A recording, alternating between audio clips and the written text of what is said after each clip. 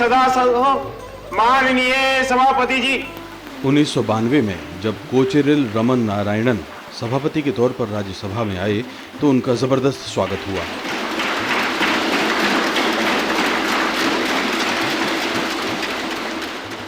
सभी दलों ने उनके व्यक्तित्व और सदन संचालन को लेकर अपनी उम्मीदों का इजहार किया।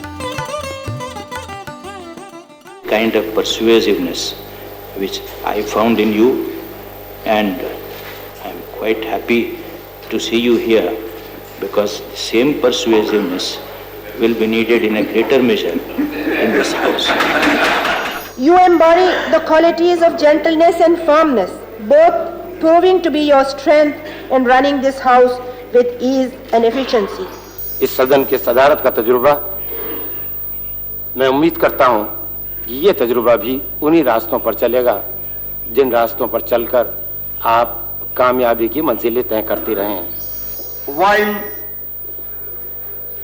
deepening your understanding society has only broadened your smiles. सभापति ने भी अपने संबोधन से सबका दिल जीत लिया। I am deeply moved by the kind, warm and generous words with which you have welcomed me to this House of Elders, as it has been called. Actually, this is the first time I have been praised in this manner, straight in my face. Thank you all.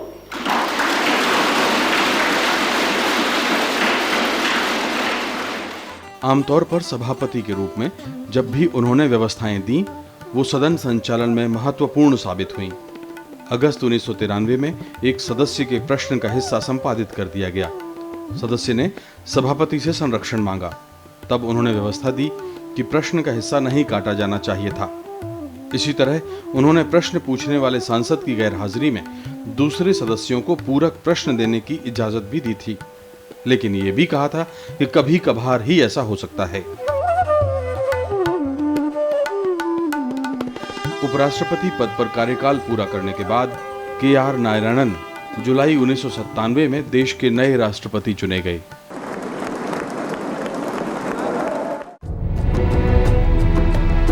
नवंबर 2005 में लंबी बीमारी के बाद वो अपने आखिरी सफर पर चले गए।